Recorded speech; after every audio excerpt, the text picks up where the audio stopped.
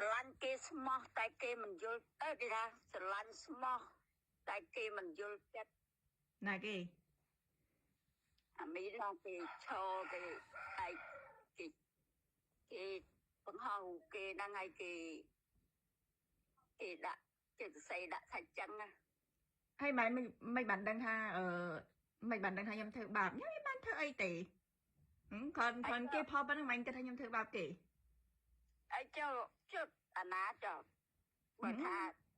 ស្រឡាញ់ស្មោះហើយគេមិនយល់ចិត្តណាគេចុះខ្ញុំមិនដឹងគេថាផងចុះមកទៅសួរខ្លួនឯងខ្ញុំមិនបានធ្វើអីទេខ្ញុំនៅតែខ្ញុំតា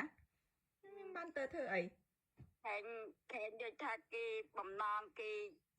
យល់មិនល្អហើយគេ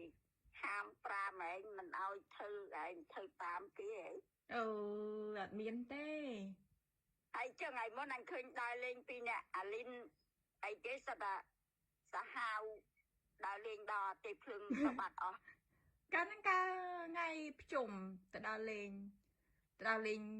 មកផ្លែតហ្នឹងទៅមួយអាលីនទៅមួយចៃអ្នកស្គាល់អីហ្នឹងតែមីនទៅមួយអត់ទៅហ៎ដើរផ្សេងគ្នាគាត់ទៅមួយមិត្តភក្តិគាត់ខ្ញុំទៅមួយមិត្តភក្តិខ្ញុំបែបរឿងហ្នឹងដឹងបើគេបង្ហោះថែចឹងអីមិនមែនទេរឿងហ្នឹងខ្ញុំទៅដើរលេងក៏ខ្ញុំសុំគាត់ដែរបើគាត់មិនឲ្យខ្ញុំទៅស្មានខ្ញុំបានទៅ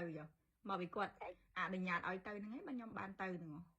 ហើយគេហាមឯងឲ្យស្លៀកខ្លីថ្ងៃហ្នឹងអញមើលឯងពាក់អាវវែងតែស្លៀកខោខ្លីថាមិនរឿងហ្នឹងទេអត់ទេអត់មានពាក់ព័ន្ធមួយខ្ញុំទេខ្ញុំមិនដឹងទេអត់ដឹងមិនអត់ផុសចឹងទេមកឯងសួរខ្លួនឯងទៅដឹងចិត្តអួយម៉េចគិតតែខ្ញុំធ្វើបាបគេអត់មានគិតថាគេទៅធ្វើបាបខ្ញុំអីចាមិនគិតថាខ្ញុំនឹងធ្វើបាបគេរហូតបងហើយ